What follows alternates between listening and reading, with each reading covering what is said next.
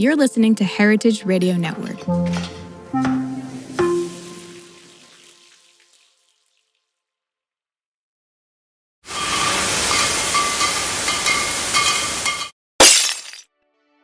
Welcome back to Business of Drinks. I'm Erica Ducey. And I'm Scott Rosenbaum. Today we're talking about one of the more interesting stories in the non-alcohol category. This is a brand that isn't trying to mimic tequila or whiskey or gin, but instead they're creating their own category of premium functional non-alcoholic spirits. We are joined by David Fudge, the co-founder and CEO of Aplós. David started developing Aplós in 2018, long before non-alc really took off. And he had a very simple insight. People don't just drink for flavor. They drink for how they want to feel. So instead of making analogs, Aplós created two original spirits designed around occasion and effect.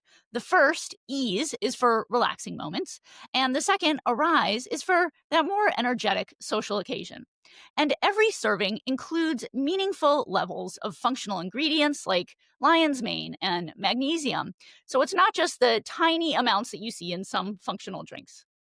Yeah, and David and his co-founder, they really paired this with a serious approach to craft. They spent their first years talking to hundreds of bartenders. They worked hand in hand with Lynette Marrero, one of the biggest names in mixology, to really build a brand that felt established from day one. And this is reflected in the growth of Aplós. Their wholesale business is up more than 500% year over year. They've added 1,300 plus chain retail doors, including familiar names like Total Wine and Wegmans. And in on-premise, they're in over 550 accounts with more than 750 menu placements. And that means they've kind of achieved the grail. They have multiple cocktails on the same menu. And that is incredible traction. So David also walks us through how they validated a premium price point without alcohol, also what they learned moving from DTC into distribution, and what it actually takes to earn those on-premise placements. He shares some real insightful founder lessons. He talks about the role of intuition, why you can't outsource your story to a distributor, and what it means to play the long game, particularly in a category that is still very much being defined. It's a great conversation with a founder who's genuinely shaping the future of non-alc. So let's get into it. Here's our conversation with David Fudge of Aplós. And now, a word from our sponsor. You can't scale a brand without strategy, and Intercontinental Beverage Capital brings decades of it. Their partners have led some of the biggest names in the industry: Coca-Cola, Red Bull, Coors, Snapple. And now they're helping emerging founders build toward that same level of success. Just one great example, working alongside a founding team, they developed a full commercialization strategy that supported a multi-state rollout for a functional beverage, which was delivered on time and under budget. From brand strategy and packaging to retail, e-commerce, and financial planning, Intercontinental Beverage Capital builds the foundation for real growth. To learn more and set up a free consultation, visit inbevcapital.com. That's INBEV capital.com. And now, back to the show. David, welcome to the podcast. We are so thrilled to have you here on Business of Drinks. Thanks so much for having me. It's good to see you, Scott. Likewise, I know we've known each other for some time. Let's get started. The non-alcoholic space is booming, and Aplós has been around for a while, right? It's not a new brand by any means. I'm curious if you can take us back to the beginning. Can you walk us through the moment you and your co-founder realized the world needs this brand? Specifically, what consumer problem did you kind of set out to solve that other non-alc options weren't addressing? Yeah, sure. I think it's relative, right? December 2nd will be our 5-year anniversary in market. And so still relatively new in the grand scheme of things. But yeah, I mean, I had the fortunate experience of working alongside two other founders in startups and going through exits and seeing their journey and seeing them exit. And after the second one in 2018, I was like, I know how to do this. Piece of cake. Like, I want to start a business, really was interested to create something that was tied to the future of drinking. I've never been a big drinker. Even in college, was sort of known as the person that didn't drink a ton. And I went to a big state school and was at football games and keg parties. And to me, it was two insights that really led to Aplós. Again, this was 2018 when I started working on this, right? So it was about 7 years ago now. And the first thing was, I love the experience of getting a cocktail at a great bar in New York City, right? At a great cocktail bar. And the experience of the bartender making the cocktail, and there's like an element of craft. And it always felt like a small luxury to me. And it felt like when you wanted something non-alc, you couldn't participate in that experience, right? They would offer you a sugary soda. There would maybe be an assumption you had a drinking problem, or if you were a woman, you were assumed to be pregnant potentially, and just generally assumed that you weren't fun. And I felt like there's a real opportunity to elevate non-alc beyond the moniker of mocktail and create something that could stand toe to toe with the world's best traditional cocktails. And so that was the first thing, is let's elevate it beyond this kind of like second class version of the real thing that it's been known as. And the other insight was, there was one or two brands in the market in 2018, and I felt that they didn't address the core reason we drink in the first place. And to me, nobody likes a hangover, but everybody likes the way it makes you feel in the moment. And so we drink because we're either stressed or we want to have fun. And so we wanted to create something that really sort of provided a functional benefit that people crave when they want to drink. And so those two insights led to us creating Aplós, and we spoke to hundreds of bartenders in development, and we launched with our first spirit in December of 2020, right? Kind of in the height of COVID. Amazing. Yeah, it's a very fascinating brand to me because it's not a one for one replacement, right? It's not Aplós, quote unquote tequila replacement, right? It's this premium functional spirit that's not one for one, but it is based on, as you mentioned, right? Like the occasion and the desire to feel a certain way. I'm curious how, in your developing the brand and the product, how you validated that a customer, a consumer might pay more, this premium price point, for something that was non-alcoholic. Typically, there's this disconnect, or there's this belief that if it doesn't have alcohol, I shouldn't pay as much. Was there anything that convinced you early on in the brand's life that there was alignment there? Yeah. I mean, it was a hypothesis early on, right? But like one of the best decisions we made as, founders who don't come from beverage traditionally, which by the way, I think is an advantage when you're disrupting an industry. It sort of gives you beginner's mind where you can think about things differently and you're not sort of weighed down by the traditional ways of working in an industry. But one of the best things we did was we talked to hundreds of bartenders and really tried to understand, what are consumers wanting? What do you like working with? Right. And I always sort of viewed them as sort of the gatekeepers to the industry. And so we were introduced early on to a woman, Lynette Marrero, who is very well known in the space globally. She created Speed Rack. She did the master class for mixology. She's like multiple industry awards. And she really resonated with what we were building. And we partnered with her and said, hey, we want to create a premium alcohol alternative that will anchor the bar of the future. And we want it to be elevated and functional. And, we worked with her, and we still do to this day, on the development of our product.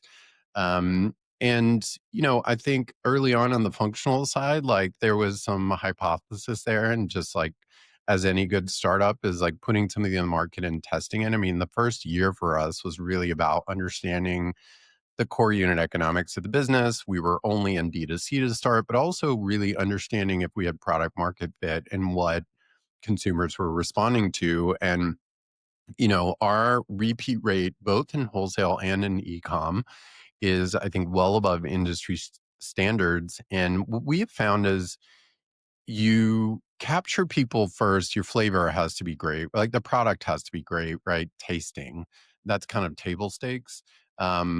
But, a lot of people were citing, and still do to this day. I mean, we had thousands and thousands of pieces of feedback from consumers it's the functionals that drive a lot of the repeat rate and the stickiness of the product. And we also have data on on-prem now, for example, that shows we do almost 2x the velocity once you're listing the functionals on a cocktail menu in the ingredients of the cocktail. And so there's a real demand for it there. But again, we choose ingredients and we're not pixie dusting, right? Like our Ease product and our Ease cocktails have 100 milligrams of lion's mane and 150 milligrams of magnesium in every serving. And so we want there to be a real value there for the consumer. And so, but early on, yeah, I mean, it was just like a lot of ideas and a lot of startups is like, we have a hypothesis, we're going to put it out in the market and see how consumers react. Yeah, and in terms of how they reacted, let's back up actually just a second, and if you could share, if you would, a little bit about the Aplós product range. What does it encompass in terms of SKUs, sizes, prices, just so we can have a little context and then dive a little deeper. Yeah, sure. So again, we're really driven by the occasion, right? And why people drink. And again, we think of two core kind of occasions, and there are many occasions you drink, but two kind of core functional occasions that you have, right? There's the relax and unwind occasion, and then there's the energizing social occasion. And so our products, we are a spirit led brand. So the spirits are our North Star. They're at the core of everything we do. We wanted to create unique spirits that you would consume just like you would any traditional spirit. So it's roughly a shot size. It is, I have a bottle here. It is in a 750 milliliter bottle, and you would drink it just like you would any other spirit. We're not reinventing the consumer behavior behind this, right? You drink it neat on the rocks or mix it in an infinite number of cocktails. And so that's much more difficult than it seems when you're trying to create something that's not a proxy, as you mentioned. It's not a non-alc tequila or gin. We wanted something that could stand up as a lead spirit in a cocktail, an infinite number of cocktails. And so we have kind of two lanes of spirits. We have Aplós Ease and on the relax and wine side, and then we have Aplós Arise. Ease is more herbaceous. It is kind of a bit more gin-like. We don't market it that way, but it's got yuzu, basil, shiso, dandelion is kind of the dominant flavor profiles in it and extracts. And then Arise is more savory. So it is a bit more tequila-like as agave flower, lemon verbena, and black Sarawak peppercorn. And so those are the bases we start with. And then last year we introduced cocktails made with our spirits.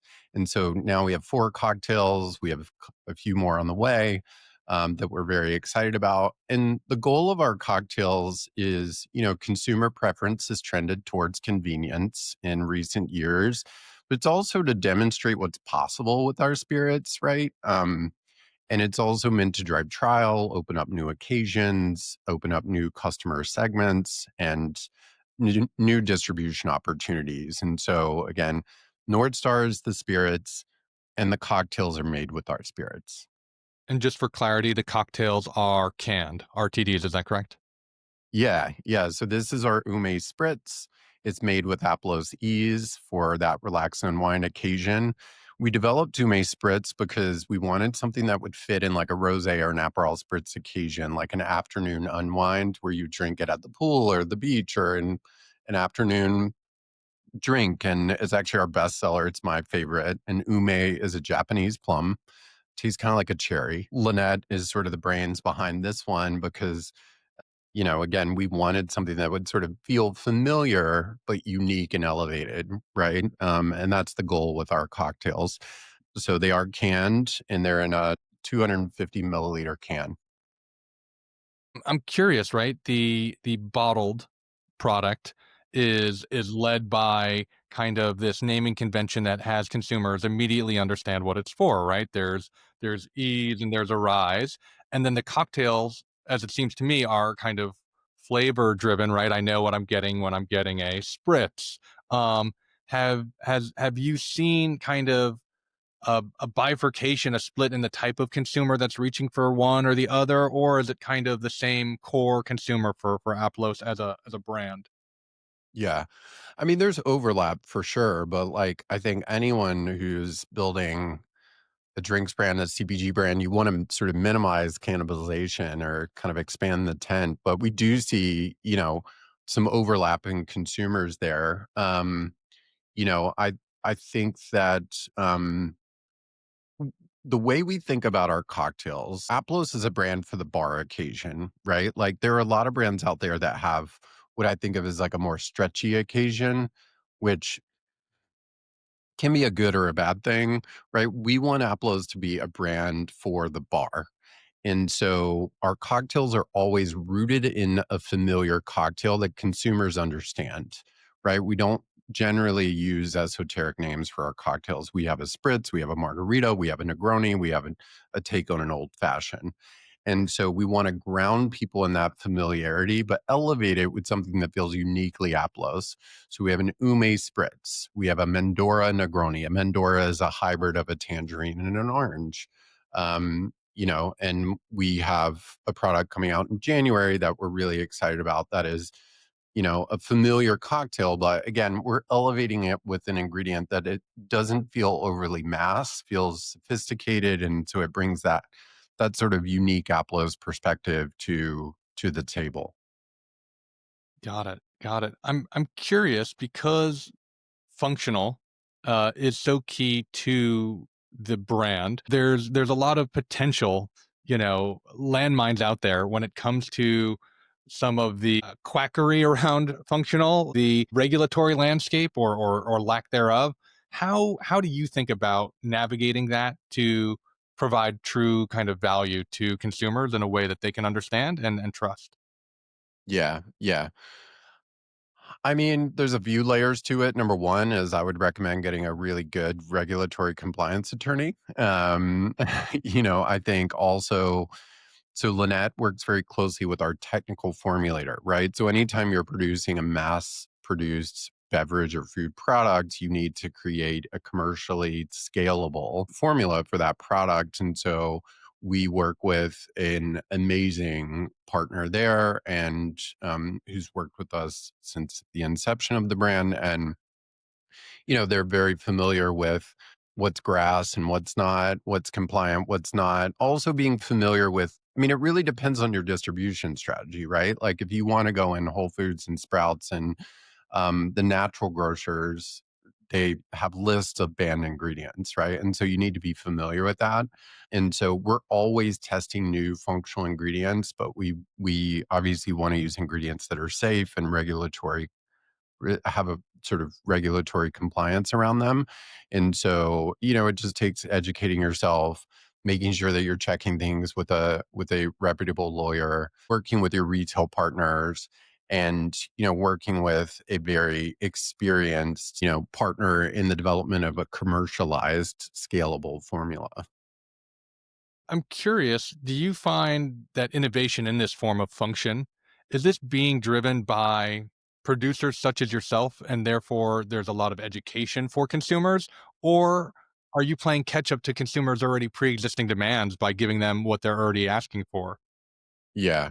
I mean, it depends on the functional. There's more familiarity for some than others, right? We're always testing new functionals. We have some exciting things launching in the next year or so. And, I think there's a certain early adopter consumer who's very familiar with and maybe takes a lion's mane supplement or magnesium supplement, right? And knows about it. I would say, the broad American consumer base maybe isn't necessarily as familiar with those. Magnesium probably for sure, but maybe not as much with lion's mane to it. I think it depends on the ingredient, but there is a level of education. I mean, I remember when we started, functional has always been an important sort of core element of our brand, even when we started in 2020, and no one was really talking about it then. And there was a heavy level of kind of skepticism around it and, got some pushback on like, why aren't you doing a proxy spirit? Like it's much harder to educate people. And same with the functionals too. You need to do a lot of education. And we're playing the long game. I always felt like, there's a place for those proxies for sure. But I think we're not trying to build a non-alc tequila. We're trying to build Aplos. And I think building brand equity and the flavor over time and building a brand that consumers trust around like the functionals as well. It takes time, right? Like I think a lot of people think you see the sort of anomaly stories of these businesses that, 2, 3 years in, like grow like hockey stick, crazy growth. That is like far less than 1% of the industry. It takes a long time to build a brand. And I think there can be a lot of impatience around, particularly with entrepreneurs and doing that. And so we've always had that kind of long game view in mind because we want Aplós to be a brand, when I'm on a trip in a few years to Tokyo and going into a bar there, I want Aplós to be a must carry for every brand in the future of the bar. You're saying it, and I understand it too. In the story of the brand, when you tell me that you were thinking about it in 2018, but the brand is, it took some time to get off the ground because of the considerations that you were thinking about. I'm curious if there was anything about the brand aesthetically, tonally, voice wise, that you found critical during that first year or two prior to launch that really helped shape where it is today. Yeah.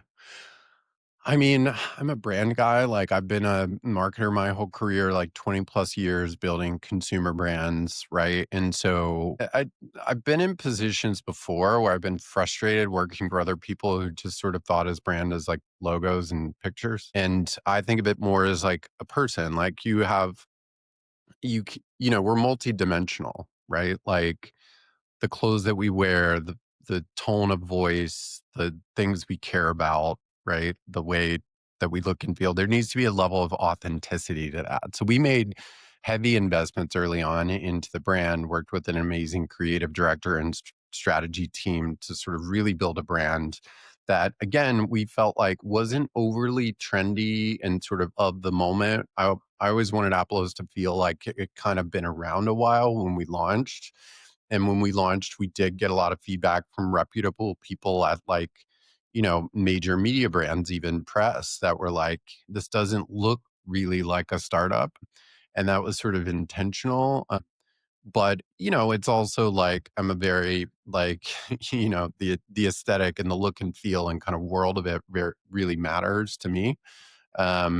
And so it was a significant investment for us in the startup of the brand. Is getting the product right was crucial, and then setting a foundation for a brand that again could stand the test of time was really important. And that was sort of the strategic framework behind that, and all the insights that we sort of put into that led to an ultimate output of the visual language, the branding, the logo, the photography, the way we think about who and why and how we partner with people when we bring the brand to life. So it's always been at the forefront for us. And now, a word from our sponsor. Listen, if you're launching or growing an alcohol brand, the first half of the year is when importers and distributors are making moves, which means right now is the time to get started in communicating with them. Yeah, Swig Partners helps brands like yours grow faster and smarter and find the right distribution partners.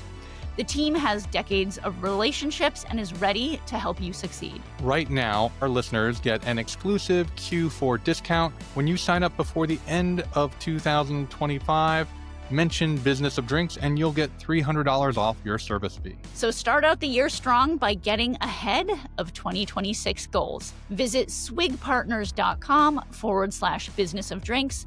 That's swigpartners.com/business of drinks. I'm curious in the scale that weighs kind of founder intuition and gut versus kind Yeah. of testing and data. When it came to making some of these decisions around brand, where did the weight fall? I would say probably heavily intuition. I mean, I think I'm like not a believer in design by committee at all, and think, you can over engineer things. And, I think it takes like being an entrepreneur is about risk taking, right? And you have to put a stake in the ground and stand for something. I say a lot with my team, like, if everybody likes you, no one loves you. And so I want people to not like us because it means, there is a core group of people who really love what we do and love the brand itself. And that's intentional because, again, if you're trying to be all things to all people, you kind of stand for nothing. Um, and so I would say heavily leaned on intuition and gut instinct.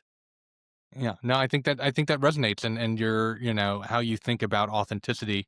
If you literally are for everyone, you're a commodity. You're not a brand, right? In terms of the long game, I think in how I understand Aplós and its development, one thing that you've afforded yourself is the luxury of making long-term decisions by making sure you've been funded properly. And I know that Aplós raised a significant Series A in 2023, which was a time when, a lot of capital sources were tightening. I'm curious if you, in telling the story of the development of the brand, if there was any single most persuasive argument or data point that helped you convince investors that this was, the eventual rocket ship that it's becoming. Yeah. I mean, it varies based on the investor, right? You sort of have to suss someone out and feel what they care about. Like some people get really excited if you put in front of them, like we were in Vogue or like, on in the New York Times or something like that, and the more superficial things. Um, I think we are innately emotional beings. And so you have to appeal to people emotionally. From a business standpoint, I would say the stickiness of the product, like repeat rate, is really important, right? Like, are people, sure, you can get people to try the product, but do they come back to it? Are you making it a ritual and a habit for people? Is really important. Are people craving it, right? Like, if everybody likes you, no one loves you. So when we're testing new product, if we're like, oh, that's good, I always look for if people finish the samples. If people don't finish the samples, I'm like, nope, not we're not doing this. Like it's got to be something that's craveable. And so, I think that repeat rate is really important, and being able to show lifetime value and loyalty, whether it's whatever channel it is really important. So let's talk about channels, because I know there's been an evolution here. You mentioned when the brand started, it was, focused on DTC, and you and I kind of exchanged some numbers. When I look at wholesale, things have shifted dramatically. I know year over year, you're up a whopping 535% in wholesale. How Take me through a little bit of the trajectory of how things have changed over time when it comes to channel strategy. Yeah. So my co-founder and I, Emily and I met at another startup, and we were primarily direct to consumer e-commerce. So it's a channel we were very familiar with, and we liked launching in that channel because you can be a bit more nimble. You can get feedback really quickly. It's like a great kind of testing ground, right? I think, one of the things that I've learned is like the ecosystem in beverage distribution across on and off premise is pretty complicated, and and it's pretty ingrained too, and it's relationship driven, and it's not something you can shortcut, right? And so for the first few years, we were primarily D2C, and we started to expand naturally into wholesale because of inbound requests, a lot of inbound requests. And then um, in hindsight, maybe stayed at like my co-founder Emily says that sometimes maybe we stayed at the D2C party a little too long. But a couple of years ago, more than 2 years ago now, we sort of made a concerted effort to go into wholesale work with distributors, and, a lot of that growth, so that started in earnest, I would say, in 2023. And last year was about us sort of filling out that foundation for wholesale. And so, we work with multiple distributors. We have nationwide coverage. The benefit of non-alc as opposed to beverage alcohol, as I'm sure you know, is like we're not beholden to the three-tier system, which allows us to test other ways of like other go-to-market strategies.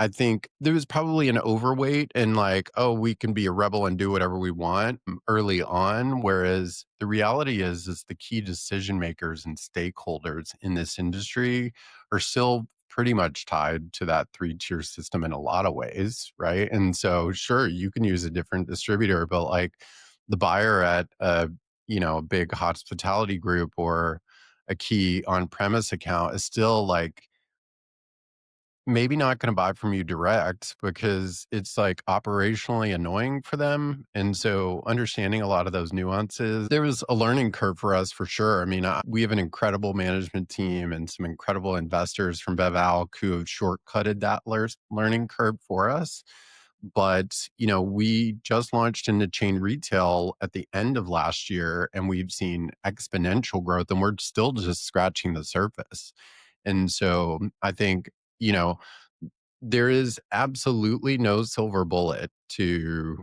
on and off premise. It takes a lot to learn the system and how it works. And again, it's very relationship driven. And so that foundation took us a couple of years to build, and we're still refining that over time, but we have a really solid foundation now. And we're starting to see the fruits of that labor really pay off in a huge way. And the growth is compounding exponentially. This year has been particularly a breakout year for us, not only as a brand and a business, but I think there's also just been a huge sea change this year in the mindset of the stakeholders across on and off premise. Like a year ago or a year and a half ago, bar directors at on-premise accounts would be like, "What am I going to do with this?" Or "Why do I want this?" Like, I can't, they have certain margins they're trying to hit in a cocktail, right? And they're only refreshing their cocktail menus maybe once a year, maybe twice a year. And so, but I would say that has really changed this year. Like the number of people that have reached out to us, the number of RFPs that we're getting around on-prem, and the engagement in off-prem and chain retail as well has grown exponentially this year. We've just seen a huge difference. So I think it's kind of the combination of those two things, both us laying that foundation, but also, the industry maybe even wasn't ready before 2025 in a way, and we're starting to see it open up more and more every day. There's so many things I want to drill down on. Let's start with chain retail, right? You mentioned, I think modestly you said exponential, but I know you've added over 1,300 plus chain retail accounts over the last 12 months, and examples: Wegmans, Total Wine. I'm curious in kind of this evolution from DTC, where you learn about the consumer, then maybe you start selling to some independents or small chains. I'm curious if there's been some type of singular learning or difference in way that you pitch or data that you provide to a chain buyer versus a smaller buyer that's really been a help to the brand. I mean, early on, it takes someone make like taking a bet on you. I mean, we've got an amazing relationship with Total Wine. We started very small with them, and it is about sort of nurturing for us, like we nurture these key accounts in a big way. And we want to really dial in the growth drivers that are driving velocity in chain retail. And, velocity being like the number of units per door per week we are selling of any given SKU. And so, it takes like a sharp, at least on our end, like it took kind of a sharp focus and starting small and growing. We grew with that account incredibly quickly. They carry our full portfolio now nationwide.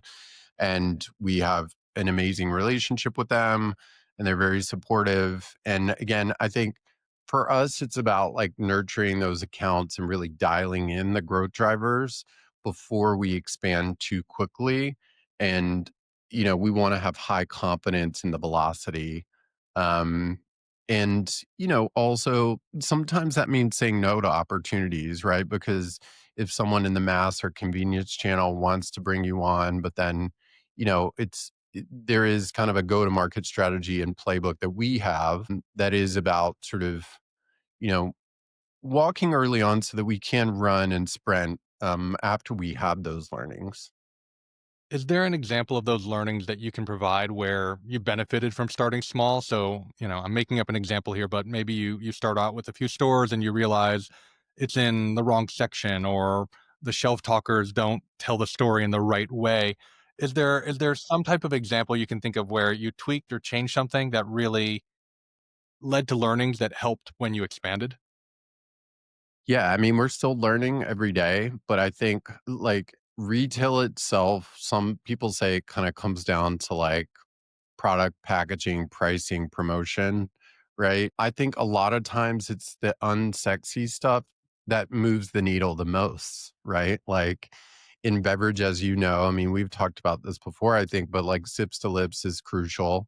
You have to get people to try your product. And we have evidence, strong evidence that shows once we get someone to try our product, the repeat rate is incredibly strong and above industry benchmarks. And so, it's focusing on those key things, but also testing a lot, like picking a few doors and educating the staff, doing tastings, like Lynette is incredibly generous with her time and working with her and bringing her in with senior people or buyers or even in store and with consumers, getting that feedback. And so, you know, my goal is to build like repeatable models where we really dial in, like once we launch with the key retailer, these are the things that really move the needle for us. It's that staff education, it's that certain level of engagement with a certain number of people on the team, it is the tastings, it's making sure the merchandising is dialed in as well.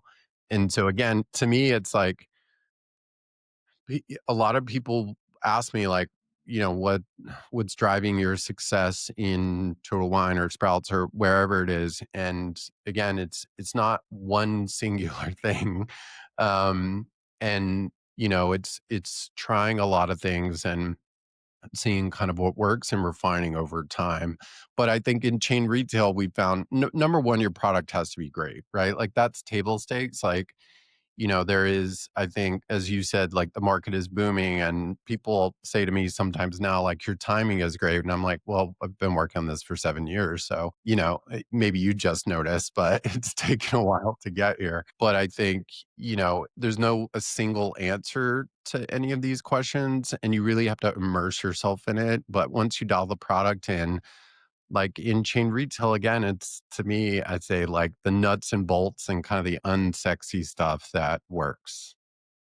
Look at it. To our listeners, I tried to find out what the silver bullet was, the one thing that would make every brand successful. I apologize for not getting to the bottom, but I appreciate, yeah, the nuance there. I'm curious. You mentioned, the idea that kind of as a non-alc brand, you have this potential for an abundance of choice when it comes to distribution that could be a real positive, but I could also see it being kind of leading to analysis paralysis. Do we go with this distributor or that distributor? I'm curious what your vetting process is as a supplier, and I imagine an in-demand supplier. How do you think about whom and how to choose a distribution partner? Yeah, I mean, I would say, I mean, like there's been and continues to be a lot of changes happening in the distribution space in the past year plus. And so, I think getting the attention of a distributor at a senior level, it can be challenging if you don't have those contacts, right? So again, we have some amazing investors and board members and advisors who have helped us because you can't shortcut those relationships, right? And so it's engaging with them, having those conversations. I think a lot of times early on, it's like who's willing to take a chance on you. And then you really, as a small supplier in distribution, like I think a lot of mistakes some people make is like, oh, I secured this like reputable, like well-known distributor. They have a sales team of thousands of people.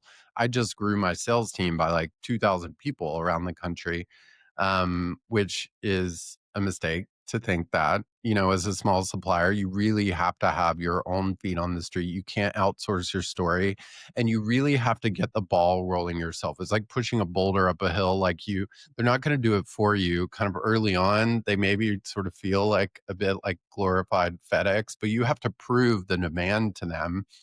and that there is like, this could be a big business for them, right? And that distributor management and engagement is a much, much, much, much, much bigger part of the job than people understand. And I can't impress that enough. And that's why, again, like, it's like, I didn't know any of this stuff 5 years ago, right? And it has taken a lot of work. And that is why we are in a position now where we've laid that foundation. And again, we're not there yet, but we're starting to see a big growth curve because of that foundation that we've laid.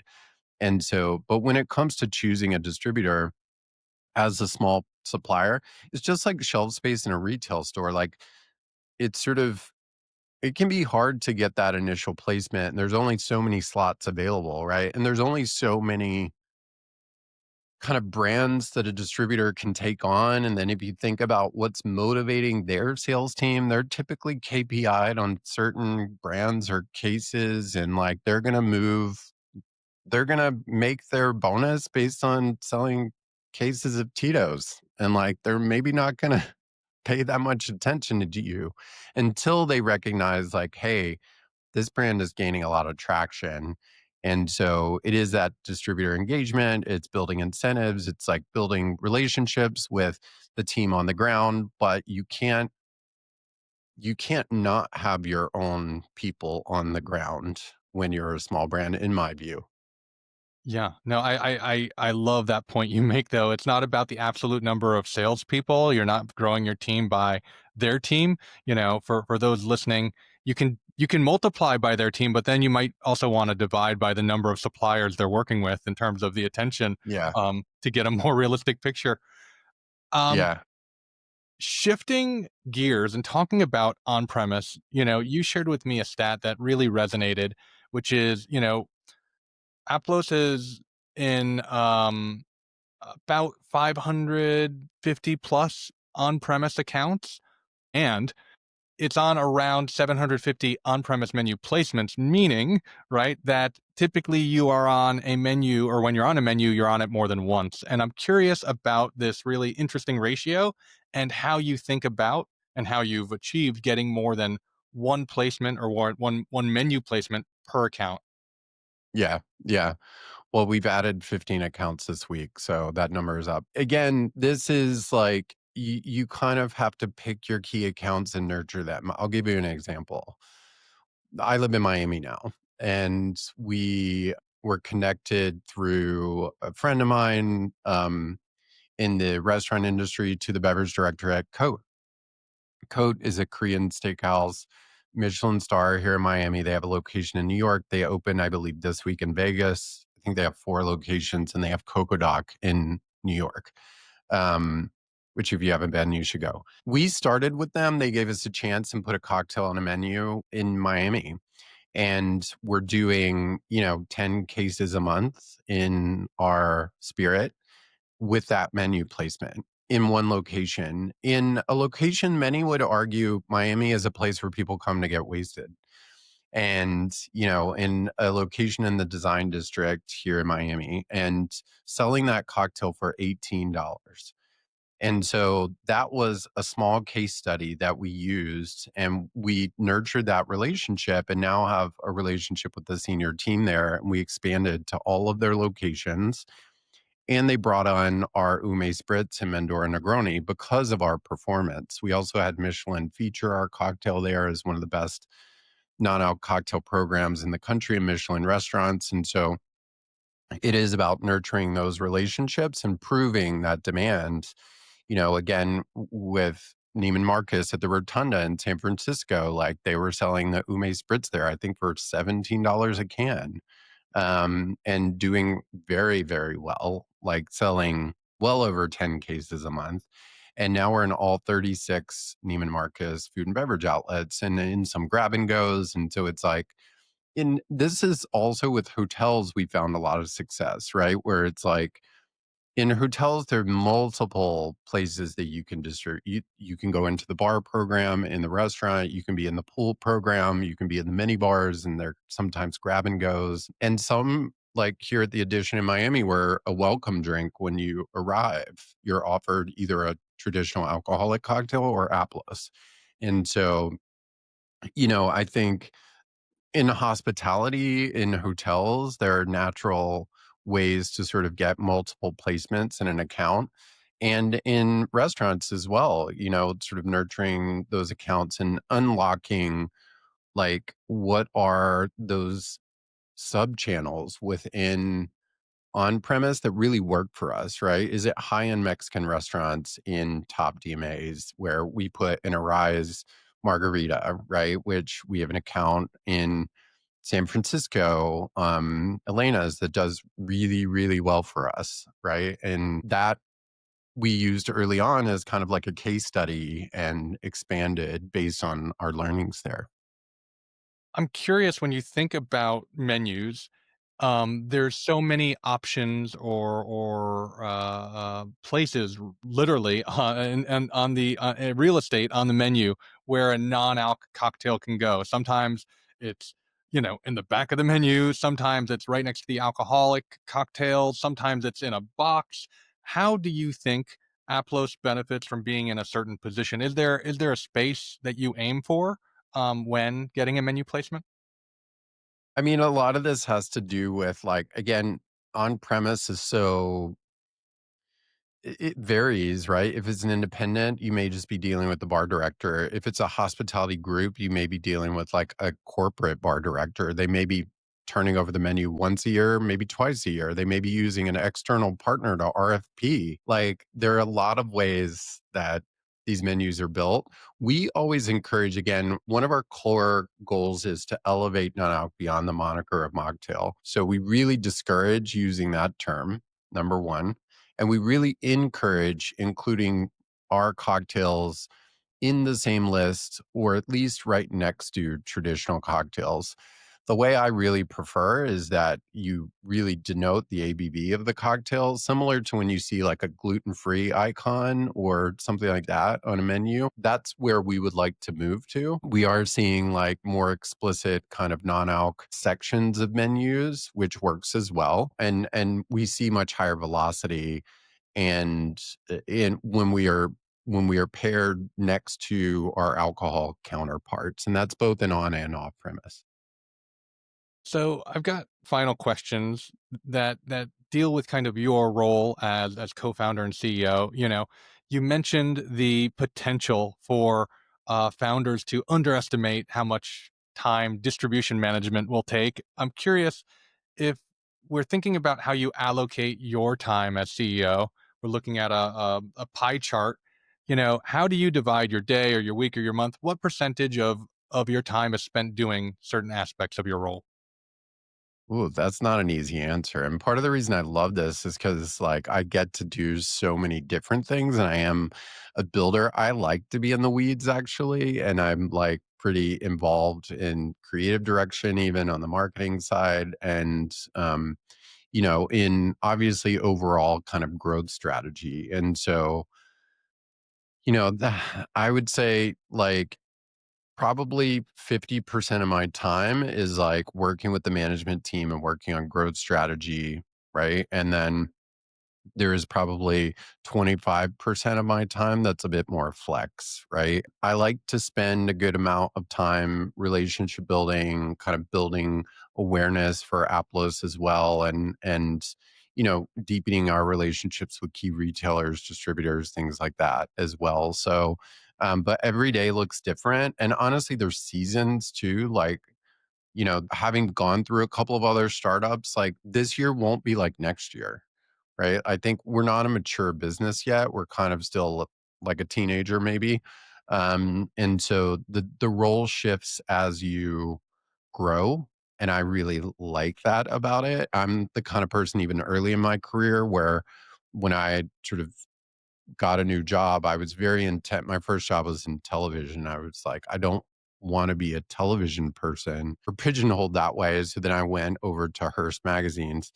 And then I was like, I don't want to be pigeonholed as a media person, which is when I went to Bonobos and I wanted to work at a brand. And so I'm like, had this relentless sort of growth mindset where I like learning new things and I like, kind of leading the strategy of the company, but also like getting in the weeds and helping figure out how to do stuff.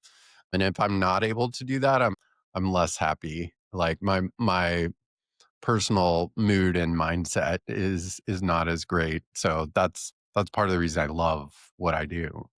Got it. Yeah, amazing. I'm curious in terms of learning new things, maybe becoming more efficient.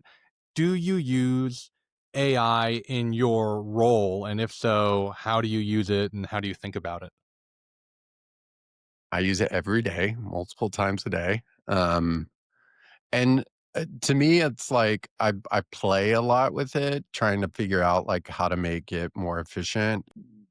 We have a lot of content, for example, for Aplós in like copy we've written and like brand stuff we've done. And so I've trained a bot that I use for bouncing ideas off of for some copy stuff sometimes, right? I think for me, I think of it almost as like a thought partner. Like I don't outsource things to it completely. I think that's a bit of a trap. But I think like a 23-year-old me would have been all over this like all day long, like building my own apps and websites and things like that. I mean, I was the person at MTV who sort of raised my hand and when they were like, we're going to do this like partnership with this company called Twitter and no one knew what it was. And at the time it was still texting to your phone. There wasn't even a web interface. And I was like, I'll do this. And so, I was always that person who was like, let me figure out how to do this and always been kind of love technology as well. So I'm constantly playing with it, trying to get an invite to the new Sora app that just launched yesterday. And, little and big things. I'm like, can we do company headshots that all look the same, that are much less expensive? Like, so it's not, not outsourcing my job to it, but I think it is a good thought partner. And I'm very curious about it and where it's going to go. Yeah. Wrapping things up, future beverage brand founder, meets you, asks you for advice. I'm curious if there's any lessons at Aplos that you've learned in running this brand for now 7 years, or even before then, your time at Bonobos and building that brand. I'm curious, in a minute or two, what might you share or impart with someone that might help them learn from previous experience or even mistakes that you've made in the past? Yeah. I mean, I think, you have to be relentlessly curious and follow your curiosity. I mean, I think in terms of like practical advice, it would depend on what they were curious about because I don't think what works yesterday works today or tomorrow. We live in a very different world than even like 2020. And so like the media ecosystem, like the distribution ecosystem, the beverage alc industry broadly, the beverage industry, right? Like I think the cost to entry has maybe gone up in some ways. It's like definitely harder to raise capital as a brand. And so I think getting really, really clear on the problem that you're solving and how you're different than your competitors and being really laser focused on creating a great product that people can build a habit around, right? Again, if it's something that people are just like, that's good, like, there's hundreds, thousands of brands that are good, right? Like what's going to be sticky and what's going to stand out. And so I find that to be a bit of a hard question to answer, although I love talking to entrepreneurs that are farther along than us, that are earlier than us. I've talked to many who are like, I'm thinking about starting this thing. And like sometimes I'm like, well, I wouldn't do that for these reasons. And like they get deflated. But I find honesty is better. And I'm also just one data point. I mean, I think I remember thinking back on my experience and like everyone has an opinion. And I've told a few people this, right? Like you have to have conviction in your vision because if you just blow where the wind blows. Like, if you listen to every person's comment, like, you're never going to get anything done. You have to have conviction and confidence and just go forward. And I would say this experience, I've learned more about myself and the beverage industry in the past like 5, 6 years than I have the rest of my entire life. And so I wouldn't trade it for the world, but getting really clear on the problem you're trying to solve, how you're different, and just focusing on making a great product. I think some people get too excited just to put something out there and hit a deadline of, I want to launch by this date, and, kind of maybe skimping on the product in some ways. And I personally wouldn't do that. So I don't know if that's, again, not a very succinct answer, but I think we do live in a very different world now than we did in 2018 and even 2020. I no, I love the points you make, and I really appreciate it. And I want to thank you so much for taking time to join us today. This was an absolute delight.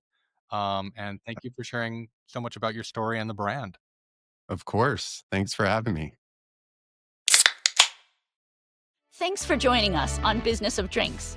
Subscribe on YouTube at Business of Drinks Podcast, follow us on Spotify, or listen in on Apple or wherever you get your podcasts. Please tap the notification button so you'll be the first to know when a new episode drops. And help us spread the word. Click those star ratings, give us a review, and share episodes or clips on your socials. It really helps us reach new listeners. Finally, if there's something that you'd like us to cover on the podcast, tell us. We're at podcast@businessofdrinks.com or reach out via Instagram or LinkedIn. We love hearing from you, and we respond to each and every message. Thanks, and see you next time.